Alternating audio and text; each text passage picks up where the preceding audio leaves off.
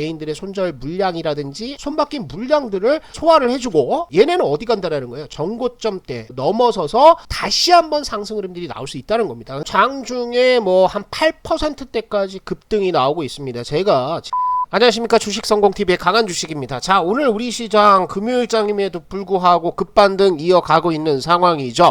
어제 미국의 CPI가 발표가 되면서 장 초반에는 미국 증시가 일제히 3% 이상의 급락으로 출발을 했다가요, 장중 꾸준한 매수세가 들어오면서 2% 이상 상승하는 아주 큰 변동성을 보였는데요. 이런 것들은 우리가 사람이 하는 것이 아니라 알고리즘 매매라고 그래가지고요, 프로그램이 시장 상황 아니면 지표에 따라서 매매를 하기 때문에 이런 흐름들이 좀 나왔고요. 어찌됐든 미국 시장이 상승을 하면서 우리 시장에서 오늘 급반등 종목들 나오고 있습니다. 그 중에서도 2차전지 관련주들 굉장히 세죠. 자, 그러면 오늘 상승 이것이 다시 한번 나올 수 있는 대세 상승의 시작인가에 대해서 좀 알아보도록 하겠습니다. 자, 2차 전지에 대해서는 제가 계속 말씀드리는 것이 IRL 법안으로 인해서 배터리 업계 고충이 상당히 많다라고 말씀을 드렸었죠. 그런데 우리 기업들은 이미 미국 시장 선점을 위해서 공적적인 투자를 결정을 해 놓은 상태입니다. 여기에 호주와 같은 신규 재료 수급처 확보전도 진행이 되고 있고요. 자, 이런 상황에서 배터리 완성품 업체들 중에서는 단연 선두에 쓴 거는 LG 에너지 솔루션이죠. 그런데 여러분들 LG 에너지 솔루션 올라갑니까? 안 올라가죠. 대신에 에코프로와 같은 다른 종목들이 주가 급등이 나오고 있다는 거죠. 실제로 수혜를 볼 수 있는 것은 LG 에너지 솔루션이지만 주가 측면에서는 급등은 어디서 나온다? 다른 종목에서 나온다는 겁니다. 그래서 오늘 요 종목들 차근차근 살펴보도록 하겠습니다. 자, 그런데 최근 들어서 2차 전지에 대해서 설명을 드리면서 많은 우리 시청자 여러분들께서 아주 기초적인 내용들 좀 모르겠다라고 물어보시는 분들이 많습니다. 그래서 개략적인 개념만 좀 잡아드리도록 할게요. 아주 쉬운 내용입니다. 자, 전기차 배터리가 여러 가지가 있습니다. 그런데 이 배터리 유형에 따라서 MCN이라든지 MCA라든지 아니면 LFP라든지 영어 약자로 쓰니까 잘 모르겠다라고 말씀을 하시는 분들이 있는데요. 간단합니다. 우리가 3원계 배터리라고 하는 것들은요, 니켈, 코발트, 망간, 알루미늄을 가지고 배터리를 만듭니다. 양극재가 그렇다는 거예요. 그래서 여기 니켈, 요것의 앞자가 뭡니까? 원소기호가 N이죠. 그 다음에 코발트, 그 다음에 망간, 요 세 가지 원소를 넣어서 만든 것이 NCM이라고 얘기를 하고요. 요즘에는 뭐합니까? NC A도 나오고 있죠. 요거는 이제 알루미늄입니다. 그죠? 알루미늄을 대신 넣은 거고요.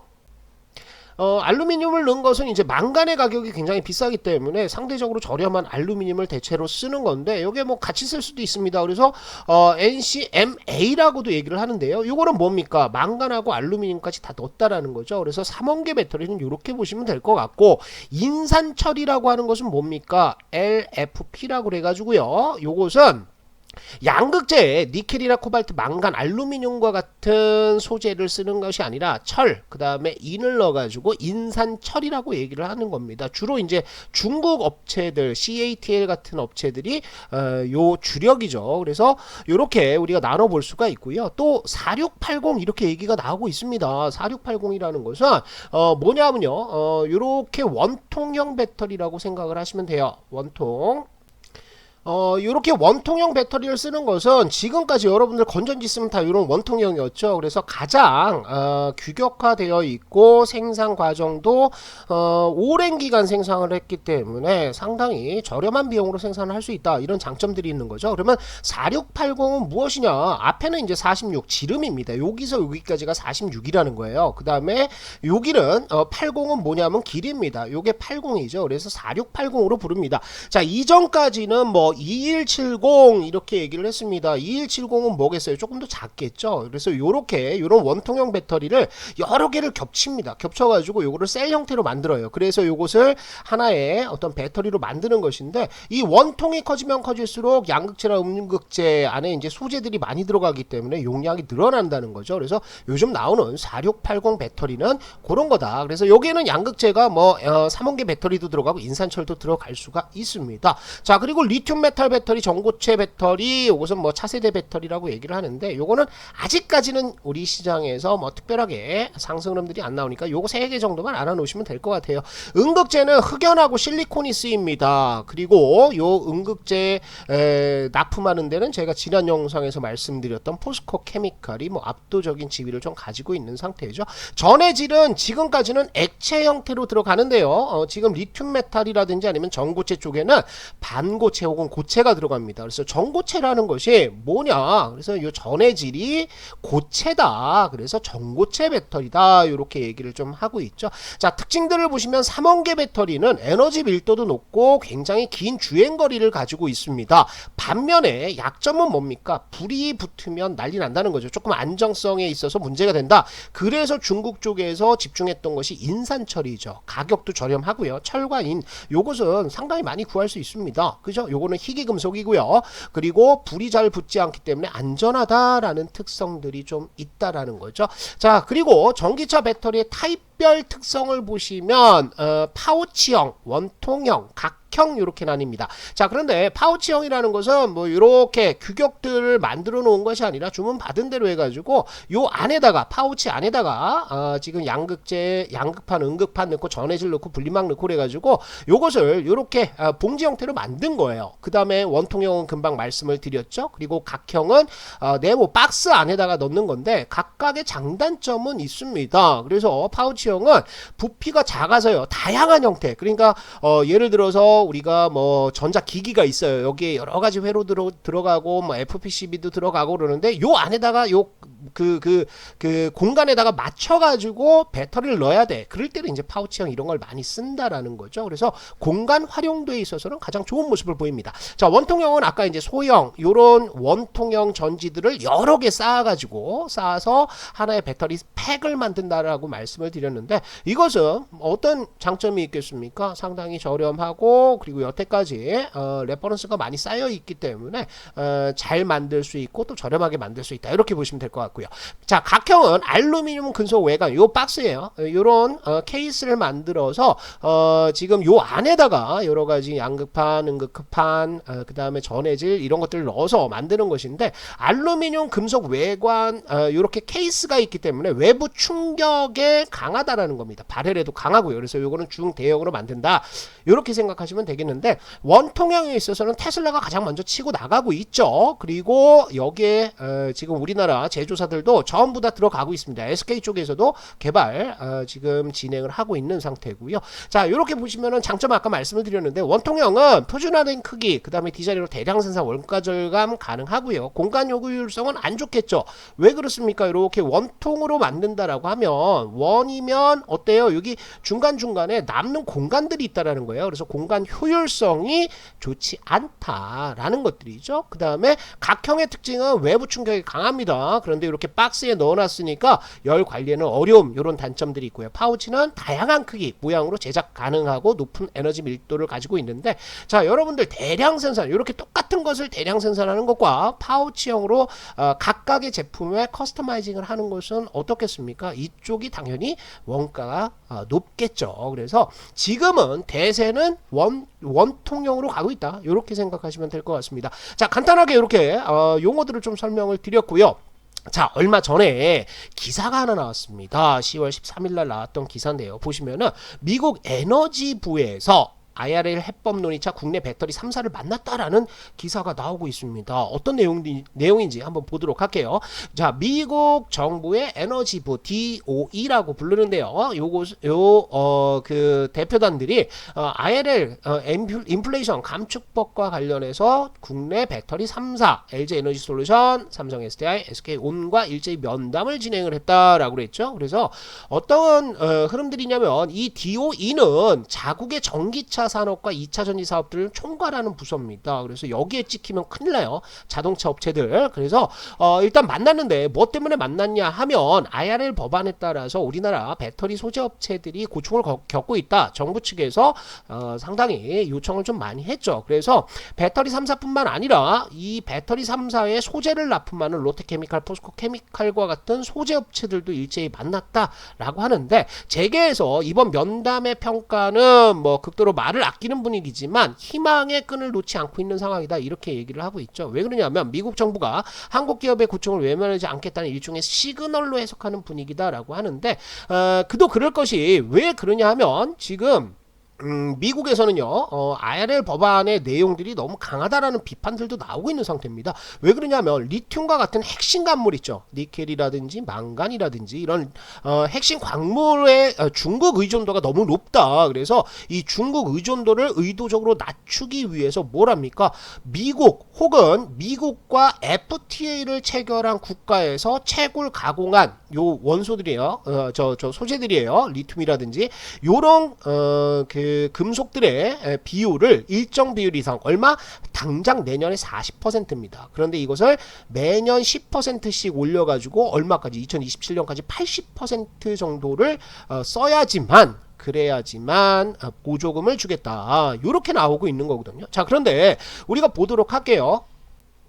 자, 내용들을 보시면은요, 아까 금방 말씀드렸던 거죠. 배터리 광물에 있어서 리튬, 니켈, 망간, 알루미늄, 흑연 이런 것들을 FTA 체결 국가에서 채굴 혹은 가공을 해야 된다, 이거예요. 또는 북미 영내 리사이클링 요건 충족 시 요렇게 된다라는 건데, 자, 보세요. 여러분들, FTA를 맺은 국가를 보시면은 주요 국가 호주 있죠. 캐나다, 칠레, 페루, 대한민국 있습니다. 기타 국가들 이렇게 있는데 얘네는 뺄게요. 얘네는 빼고 중요한 게 이쪽인데, 자, 지금 보시면 어떻게 됩니까? 요거 한번 보세요. 4대 소재 국가별 시장 점유율을 보시면은 압도적입니다. 중국이에요. 무조건 중국이라는 거죠. 양극재 쪽은 중국, 음극재도 중국, 그죠? 분리막도 중국, 전해액도 중국입니다. 광물별로 보면은 더 심하다는 거죠. 리튬은 중국에서 59%, 니켈은 68%, 코발트는 73%, 망간은 93%, 흑연은 무려 100%를 중국에서 생산해서 공급을 하고 있다라는 거죠. 그러면 이거를 어떻게 지금 달성을 해야 되느냐, 이게 이제 배터리 3사에 있어서 또 소재 업체들에 있어서는 굉장히 발등에 떨어진 불이라고 봐야 되겠죠.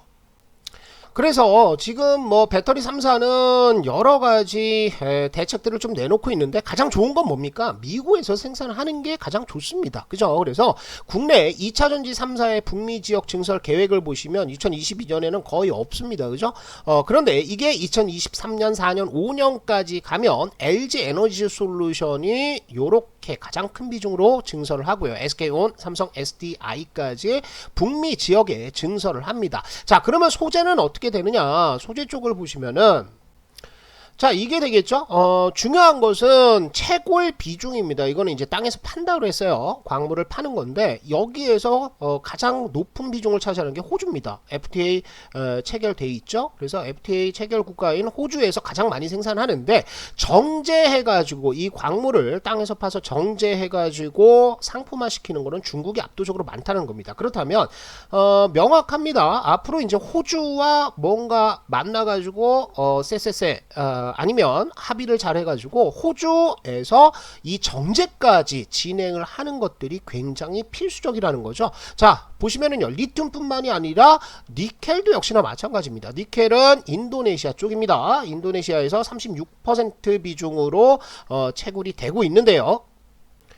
안타깝게도 인도네시아는 미국과 FTA가 체결되어 있지 않죠. 그런데 지금 정제 비중을 보시면은 유럽 쪽에서도 일부 담당을 하고 있다라는 거예요. 그래서 어쨌든 요거를 들여와서 니켈 정제를 어디서 FTA 체결된 국가에서 하자, 아니면 미국에서 하자, 요런 식의 내용들이 좀 나오고 있다라는 거죠.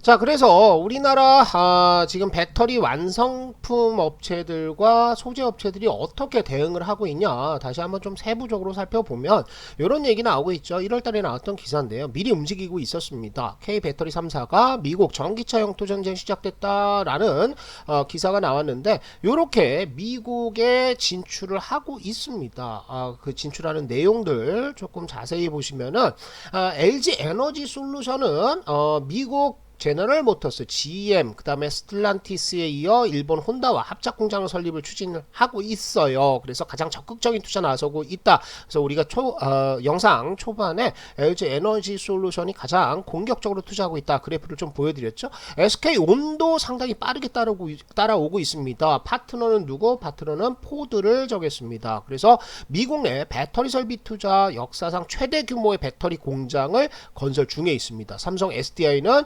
스텔란티스와 손잡고 처음으로 미국 시장에 진출을 하면서 규모는 LG 에너지 솔루션이 1등, SK온이 2등, 삼성 SDI가 3등이 되겠습니다. 그래서 미국의 설비 비중이 어디까지 올라가느냐, 70%대까지 올라가고 있습니다. 그래서 DOE에 따르면 2025년까지 미국 내 건설 예정인 13개 대규모 배터리 생산 시설 중 11개는 LG 에너지 솔루션, SK온, 삼성 SDI 등 국내 배터리 3사 관련 설비다. 이렇게 얘기를 하고 있죠. 지금 2021년 기준으로는 미국에서 가동 중인 설비는 미국 전체 생산의 10%밖에 안 됩니다. 그래서 이거를 끌어올리겠다라는 거예요. 그래서 IRA 법안에 일단 공격적으로 또 적극적으로 대응을 하고 있다라고 생각하시면 될 것 같고, 2025년까지는 70% 수준까지 비중이 확대되는데 미국에서 이렇게 배터리 생산 비중이 많다라고 한다면 이것은 어디 미국뿐만 아니라 유럽 등지에도 굉장히 수출이 잘 될 가능성들도 있어 보입니다. 자, 그리고 소재 업체들은 어떻게 대응을 하고 있느냐. 자, 이 기사를 한번 볼게요. 한국, 호주 핵심 광물 공급망 맞손을 잡았다. 미국 IRA 대응 강화하고 있다라는 것들이 이제 10월 12일 기사로 좀 나왔는데요. 내용들을 보시면은, 자, 산업통상자원부가요 12일 우리 기업의 안정적인 핵심 광물 공급망 확보를 위해서 자원 부국, 아까 가장 리튬이라든지 이런 생산량이 많은 게 어디라고 그랬습니까? 호주라고 그랬죠. 그죠? 그리고 또 하나 조건이 뭐다? FTA 체결국 호주. 그래서 호주가 가장 중요한 파트너입니다. 그래서 한국 호주 핵심 광물 비즈니스 라운드 테이블을 개최했다라고 밝혔습니다. 그래서 이 내용들 보시면은 필수 2차 전지 제조를 위해서 필수 원자재인 리튬, 니켈 주요 광물을 확보를 해가지고요. 미국 IRA 세액 공제 문제에 대응하기 위해서인데, 핵심 광물의 경우 아까 뭐라고 그랬죠? 40%에서 매년 10%씩 올려가지고 2027년에는 80% 이상 그 채택을 해야지만 미국에서 세액 공제를 받을 수가 있어요. 그래서 호주는 어떤 거 지금 리튬이 49%, 코발트 4%, 망간 12%, 히토류 8%, 니켈 7%, 요렇게 자원 부국입니다. 그래서 여기에서 리튬뿐만 아니라 코발트, 망간, 니켈까지도 수급이 가능하다라고 한다면 그러면 우리나라 배터리 3사에 있어서도 숨통은 트일 것으로 예상이 됩니다. 물론 여기에는 여러 가지가 있어요. 정제 설비를 만들기 위해서는 시간도 필요하지만 환경 오염이 가장 큰 문제가 되는데, 이것을 어떻게 풀어 나가는지 우리가 좀 살펴보면 될 것으로 예상이 되고 있습니다. 자, 그리고요 우리가 이제 종목들을 좀 봐야 되는데, 오늘 금요일장에서 2차 전지 관련주들 중에서 에코프로가 가장 강하게 급등을 좀 해주고 있습니다. 그런데 제가 요 자료를 하나 보여드릴게요. 아까 제가 LG 에너지 솔루션이 가장 미국에서 공격적으로 투자를 하고 있다라고 했는데, 사실 LG 에너지 솔루션의 밸류체인 납품하는 업체들을 보시면 양극재에 있어서는 누가 납품하고 있습니까? LNF하고 포스코 케미칼입니다. 그러면 에코프로의 자회사인 에코프로 BM은 어디에 납품합니까? 삼성 SDI라는 거죠. 그죠? 요렇게 돼 있습니다. 그러면 오늘 왜 에코프로가 급등하는지 요거를 좀 보셔야 될 것 같은데, 에코프로 2020년에 나왔던 기사를 한번 보도록 하겠습니다. 2년 전인데요. 에코프로가 LG와 다시 거래를 재개한다라는 기사가 나왔습니다. 이게 이제 무슨 얘기입니까? 원래 에코프로가 LG와 거래를 하고 있다가 삼성 SDI와 거래를 트면서 LG에서 거래를 끊어버렸습니다. 뭐 업계에서는 뭐 그런 얘기보다는 일본 얘기를 많이 하고 있는데, 일본 경쟁사 얘기를 많이 하고 있는데, 이게 이제 뭐 거의 정설로 통하는 분위기죠. 그래서 어떤 내용이냐면요, LG화학의 배터리 양극재 원료인 프리커서 전구체라고 얘기를 하죠. 전구체를 공급한 지 8년 만에 다시 거래를 재개를 한다. 그래서 에코프로 BM의 지주사인 에코프로가 뭐 좋다, 뭐 요런 기사입니다. 그런데 이 섹터는 어떤 섹터냐 하면 직접 양극재를 납품하는 것이 아니라 뭡니까? 폐배터리입니다. 그래서 LG 에너지 솔루션은 에코프로의 배터리 재활용 사업을 맡길 것으로 전해졌다. 그래서 어디에 맡기냐면 폴란드입니다. 폴란드 인근 코비에르지체에서 운영하는 전기차 배터리 공장, 여기 이제 LG 에너지 솔루션이 배터리 공장을 가지고 있는데, 여기 한 켠을 내줘가지고요, 여기 배터리 공장에서 나오는 불량품들이 있습니다. 불량품, 이 불량품들부터 시작해가지고 이 불량품을 다시 스크랩화해서 블랙 파우더 만들어서 여기서 침출시켜가지고, 그래서 다시 양극재라든지 이런 소재들을 뽑아낸다라는 것이죠. 여기에는 포스코도 함께 들어갔는데요. 포스코는 배터리 재활용 기술이 없죠. 그래서 에코프로가 사업 주도권을 쥐고 갈 가능성이 있다라는 것들인데, 이 기사에도 나오듯이 LG 에너지 솔루션의 에코프로가 양극재를 공급하는 것은 아니지만 배터리 재활용 사업에 깊숙하게 관여한 상황이라 중장기적으로 양극재 거래를 틀 가능성이 있다, 이렇게 나오고 있습니다. 자, 그럼 여러분 생각을 한번 해보시면, 자, 에코프로가 양극재를 삼성 SDI 납품을 하고 있습니다. 그런데 여기에서 삼성 SDI하고 뭐 중장기 공급 계약이 됐을 거 아니에요? 캐파 문제도 있고. 그런데 배터리, 특히 이제 폐배터리에서 나오는 양극재, 이거는 다른 문제라는 거죠. 이거는 에코프로 BM이 아니라 에코프로, 그 다음에 에코프로 CNG라든지 자회사 쪽에서 담당을 합니다. 그래서 이것이 LG 에너지 솔루션으로 들어간다라고 한다면 에코프로는 상당히 좋은 흐름들이 나올 수가 있겠죠. 자, 그 내용들은 우리가 에코프로의 요 그 계열사 흐름들을 좀 보시면 알 수 있을 겁니다. 에코프로가 이제 지주사 역할을 하고 있고요. 에코프로 H에는 상장돼 있는데 이거는 이제 뭐 그 공기청정 관련 업체예요. 그래서 요거는 빼도록 하겠습니다. 별로 중요하지 않습니다. 자, 그래서 지금 에코프로 BM이 상장되어 있고요. 에코프로 BM이 에코프로 BM, EM, 그 다음에 글로벌, 그 다음에 글로벌 헝가리 법인이죠. 요거를 통해서 양극재를 담당을 하고 있습니다. 그런데 에코프로의 자회사 또 뭐 있습니까? 이노베이션, 머터리얼즈, CNG, AP 이런 것들이 있는데, 이 CNG를 통해서 폐배터리 재활용을 하고 있고요. 여기서 나오는 여러 가지 소재들을 가지고 양극재라든지 아니면 다른 소재들을 뽑아낸다라는 겁니다. 그래서 에코프로 전지 재료 회사들의 밸류 체인 한번 볼게요.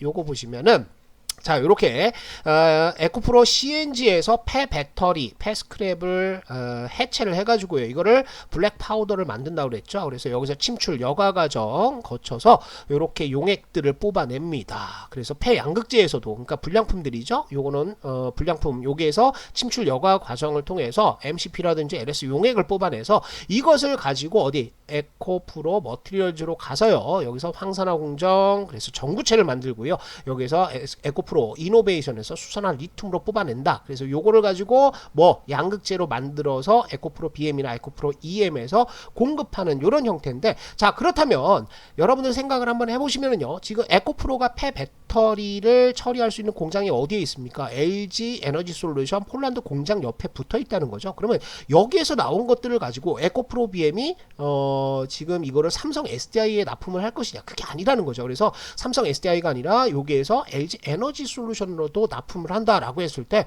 에코프로, 그리고 에코프로 BM의 매출처는 훨씬 더 늘어난다. 이게 이제 지금 시장의 핵심적인 논리가 되겠습니다. 자, 그러면 차트를 한번 보도록 할게요. 자, 차트를 보시면은요, 에코프로 오늘 장중에 뭐 한 8%대까지 급등이 나오고 있습니다. 제가 지난 시간에 여러분들께 말씀드렸던 핵심적인 내용은 뭡니까? 바닥을 파고 급락해서 많이 싸진 종목들도 있어요. 그죠? 그런데 이런 종목들, 그러니까 급락하다가 툭 튀어 오르는 종목들 있죠. 오늘 이렇게 툭 튀어 오르는 종목들은 여기에 매물이 어마어마하게 많이 쌓여 있겠죠. 그죠? 꾸준히 하락하면서 다 매물 됩니다. 그래서 이 매물대를 돌파해서 올라가기 쉽지 않다. 그래서 다시 한번 내려올 수밖에 없다라고 그랬잖아요. 그래서 지금 중요한 것은 뭐다? 이렇게 강하게 상승 추세, 정배열 과정을 유지를 하고 있고 역배열로 빠지지 않을 정도로 주가를 관리하고 있는 종목들을 보시라. 그 중에서도 제가 파동을 좀 말씀을 드리면서 요 파동 말씀드렸죠. 기본 파동 7번이다 라고 말씀드렸는데, 이게 뭡니까? 자, 역배열 과정 요렇게 내려가면서 여기에서 튀어오르는 종목들이 많다는 거예요. 이게 1번 구간, 그죠? 역배열에서 계속해서 빠지고 급락하고 전저점대 깨고 내려가는 흐름들 나오면서 오늘 시장에서 이렇게 톡 튀어 오르는 종목들이 많습니다. 여기에서도 많이 올라가요. 5%에서 뭐 7%, 많게는 뭐 10% 이상까지 또 급등이 나오는데, 얘네의 흐름들은 나중에 어떻게 된다? 올라갔다가 또 빠지면서 결국에는 다중바닥을 확인해야 된다는 겁니다. 그죠? 그리고 나서 정배열로 전환하는 과정들이 나오는데, 제가 관심 가지고 보셔라. 지금 아예 매수를 하실 거면 이런 종목을 매수를 하셔라 라고 말씀드렸던 게 이겁니다. 상승 추세 다 나왔고요. 그리고 빠지는데 이게 이 바닥까지 내려와서 전저점대 부근까지 내려오는 것이 아니라 21선 밑에서 박스권을 만들면서 버티고 개인들의 손절 물량이라든지 아니면 손바뀐 물량들을 그 소화를 해주고 있고 그리고 버티고 있는 종목들 얘네는 어디 간다라는 거예요. 전고점대 넘어서서 다시 한번 상승 흐름들이 나올 수 있다는 겁니다. 그러니까 여기에서 매수를 들어가는 게 낫다라는 거예요. 왜? 박스권 이탈하면 손절하면 아주 간단하니까요. 그죠? 그래서 이런 흐름이 에코프로에 나와 있었고 제가 에코프로 그리고 몇 종목 말씀을 좀 드렸었습니다. 자 보시면은요 이런 흐름이라는 거죠. 올라갔어요. 그죠? 그 다음에 이렇게 눌림목 주고 다시 갔다가 여기에서 손바뀜 나오죠. 21선 밑에서 7번 과정 나오니까 어떻게 됩니까? 이게 돌파한다는 거예요. 어디? 전고점대를 돌파해서 급등한다. 그리고 또 빠졌는데 21선 밑에서 또 7번을 만들고 있습니다. 그죠? 그럼 어디를 우리가 목표로 가는 거예요? 여기를 목표로 가는 거죠. 그래서 에코프로는 요런 그 어떤 백그라운드 흐름들 특히나 삼성 SDI뿐만 아니라 LG 에너지 솔루션에도 폐배터리를 통해서 양극재를 동시에 공급할 수 있다. 그리고 요게 굉장히 중요한 매출처가 새롭게 나올 수 있다라는 기대감에 따라서 안 빠지고 있는 겁니다. 그죠? 그래서 요거는 우리가 계속해서 가지고 간다라고 생각을 하시면 좋을 것 같고 에코프로는 8월 달에도 이때도 말씀을 드렸습니다. 이때도 똑같이 7번이다. 전고점대 돌파한다. 중요하다라고 말씀드렸는데 수익 많이 났습니다. 11만원대부터 15만원대까지 갔으면 거의 40% 수익 났잖아요. 그런데 내려왔습니다. 똑같은 주가대 갔거든요. 여기에서 전고점대까지 우리가 30% 정도는 볼 수 있는 종목이다. 그래서 오늘 벌써 8% 올라갔네요. 그래서 한 15%에서 20% 올라갈 수 있는 여력들을 가지고 있다. 그래서 계속해서 관심을 가지고 보셔야 되는 종목 중에 하나입니다. 자, 또 하나. 자, 우리가 지금 폐배터리 관련해서 제가 계속해서 강조를 좀 드리고 있습니다. 그런데 이 폐배터리 관련해서는 또 하나 보셔야 되는 종목들이 하나 있습니다. 뭐냐면 성일 하이텍이에요. 성일 하이텍 보셔야 되는데 이 성일 하이텍은 제가 한 두세 차례 설명을 좀 드리고 소개를 드렸습니다. 그런데 성일 하이텍과 지금 라이사이클이라고 그래가지고 지금 경쟁사로 자꾸 비교를 하는데 경쟁 자체가 되지 않죠. 왜 그런지 한번 볼게요. 전처리 규모를 한번 보시면 좋을 것 같습니다. 성일 하이텍은 이미 2020년에 5만 1000톤의 캐파를 가지고 있습니다. 2023년에는 얼마? 13만 3000톤의 캐파까지 아주 크게 늘어날 것인데 지금 라이사이클은 어떻습니까? 2023년까지 6만 5000톤 정도밖에 되지가 않는다라는 거죠. 절반 수준밖에 되지가 않습니다. 규모가. 자, 그리고 또 한 가지는 뭐냐면 성일 하이텍은 이미 오래된 업력을 가지고 있습니다. 그리고 가장 중요한 거 습식 재련 노하우가 있다라는 거죠. 삼성 SDI하고 협업을 하고 있는데 라이사이클은 아직까지는 습식 재련 경험이 있다 없다 없다라는 겁니다. 그리고 또 한 가지 뭐 있습니까? 자, 라이사이클은 생산 지역이 주로 미국, 캐나다입니다. 그죠? 그런데 성일 하이텍은 한국 배터리 업체들과 이미 협업을 하고 있어요. 배터리 3사가 앞으로 2025년 지나서 전 세계 배터리 공급량의 몇 퍼센트 정도를 점유를 하겠습니까? 50% 이상이죠. 그렇다면 성장성이라든지 아니면 매출처 중요한 곳을 다 잡고 있는 성일 하이텍이 훨씬 더 좋다라는 겁니다. 성일 하이텍은 뭐 한국에서만 하는 것은 아니고요. 이미 이제 진출을 좀 했습니다. 유럽에 폴란드에도 진출을 했고요. 독일, 스페인, 헝가리까지 진출을 해 있는 상태고 중국도 역시나 이제 진출을 해 있죠. 요렇게 성일 하이텍이 지속적으로 확장을 하고 있기 때문에 성일 하이텍의 차트도 굉장히 중요하다. 그러면 차트를 한번 보도록 할게요. 자, 성일 하이텍의 일봉 흐름입니다. 성일 하이텍은 제가 계속 말씀드렸습니다. 여기서도 말씀드렸죠. 그래서 상승 흐름들 굉장히 크게 나왔어요. 그리고 빠졌는데 아까 우리가 에코프로 봤듯이 이거 뭡니까? 7번이죠. 그죠? 파동 다시 한번 보여드리도록 할게요.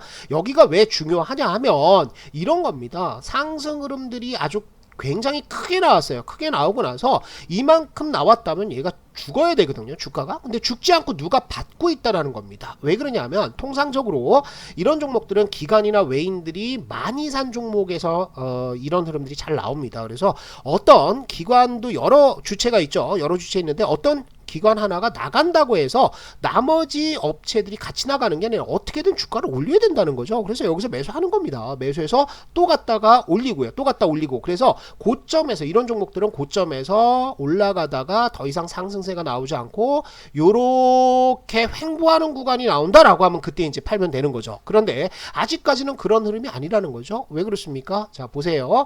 고점에서 떨어집니다. 그죠?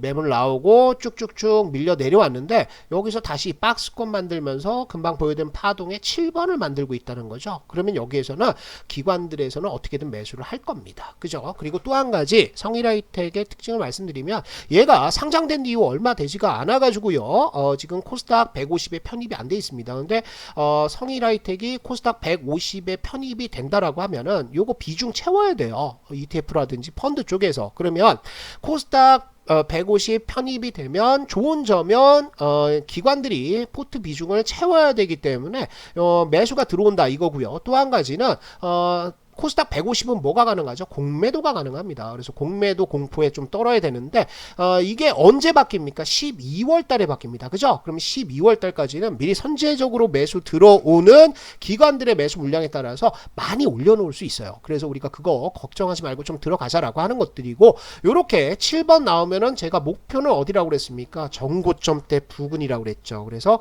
16만원대 여기까지도 우리가 목표가를 보고 다시 한 번의 급등 랠리 또 수익을 노려볼 수 있는 종목이다 라고 생각하시고요. 그러면 지수가 만약에 빠져가지고 우리가 손절을 해야 된다, 리스크 관리는 어디서 해야 되냐? 7번이 굉장히 편합니다. 뭐 박스권의 하단부를 이탈하면 매도해버리면 되는 거죠. 그래서 손절은 여기, 목표가는 이 정도 보고 가지고 갈 수 있는 종목이다, 이렇게 정리를 하시고요. 또 하나 차트가 똑같은 종목을 하나 보여드리면 세비캠입니다. 세비캠도 폐배터리 관련주죠. 전에 이런 것들을 이제 뽑아내는 업체인데 성일하이텍과 차트가 똑같습니다. 그죠? 급등했다가 밀려 내려오고 여기서 박스권 만들고 정배열 만들었죠. 그러면 어디? 정고점대 부근 혹은 여기 돌파하면 어디? 여기 18만원대 요 구간까지도 갈 수 있다. 그러면 얘도 손절은 어디다? 바로 여기가 되겠죠. 박스권 하단을 이탈하면 손절해버린다. 아주 간단하게 우리가 전략을 잡을 수도 있습니다. 자, 지금 시장에서는요, 여러분들 많이 빠졌다고 그 종목 사는 거 아닙니다. 제가 파동 계속해서 강조를 드리는데 이거 보시면 아신다는 거예요. 그러니까 지금 요렇게 많이 빠졌다고 해서 톡 튀어 올라오는 게 상한가를 가는 종목도 있습니다. 그런데 그거는 극소수고요. 올라왔다가 어떻게 된다? 올라왔다가 다시 바닥을 확인하러 가야 된다. 그래서 시간이 굉장히 오래 걸리고, 만약에 전저점대를 붕괴시키면 앞전과 같은 이런 추세적인 하락이 또 나올 수도 있으니까 공략을 해야 된다라고 했을 때는 이렇게 많이 올라가서 버티는 종목들을 공략을 하시는 게 좋다, 이렇게 정리를 좀 하시면 좋을 것 같습니다. 주식성공TV에서는 우리 시청자 여러분들을 위해서 강한주식연구소 제가 직접 글을 좀 올려드리고 있는 상황입니다. 요거 굉장히 좋은 내용들 많이 있습니다. 그리고 무료입니다. 무료고요. 내용들을 보시면은 제가 매일같이 핵심 내용들, 매크로 쪽에서 어떤 내용들이 있었는지, 특히나 미국의 이제 CPI가 발표가 됐는데 여기에서 단순히 이제 수치만 보는 것이 아니라 어떤 내부적인 흐름들이 있고 이것이 무엇을 의미하는지에 대해서 설명을 드립니다. 그리고요, 매일같이 추천주가 나갑니다. 그래서 단타 치고 싶으신 분들은 이렇게 추천주 보셔도 될 것 같고요. 아까 제가 말씀드렸던 그런 파동 이론들 있죠. 이것에 대해서도 제가 간략하게 이렇게 계속 정리를 좀 해드리고 있습니다. 그래서 요 파동들만 알아도 여러분들 스윙 투자 아니면은 스캘핑까지도 가능합니다. 이미 우리 교육을 미리 받으신 그 카톡방에 회원님들께서는 수익 인증이 뭐 지수 급락하든 말든 계속해서 올라오고 있죠. 이런 것들 보시면 여러분들 확실히 이 파동에 대해서 그 매력을 느끼실 수 있다라고 제가 자신있게 말씀을 드리고요. 자, 어플 설치하는 방법은요, 주식성공TV 영상을 검색을 하시면 제 영상이 있습니다. 이 제 영상 설명란에 보시면 제가 이렇게 링크를 올려놨습니다. 그래서 안드로이드, 아이폰 모두 설치하실 수가 있습니다. 자, 제가 당부 드리는 것은요, 여러분들 지금 시장 어렵고 힘든 시장이 이어지다가 오늘 급반등이 하나 나왔거든요. 그런데 또 한 번 어려워질 수 있습니다. 그때를 대비를 하셔야 돼요. 제 생각에는 우리 시장 이제 11월 달이 지나면 추세적인 상승이 나올 수도 있습니다. 그때까지 여러분들이 준비를 좀 하셔야 될 것 같고, 어떤 종목을 매수를 해야 되는지, 또 어떤 포인트를 잡아야 되는지, 또 시장에서 어떤 매크로 지표들이 악화가 되고 있냐, 좋아지고 있냐, 이런 것들을 알고 투자를 하셔야 됩니다. 그것을 이 강한 주식이 도와드릴 테니까 여러분들 어플 반드시 들어오셔가지고 저와 함께 성공 투자를 이루시면 좋을 것 같습니다.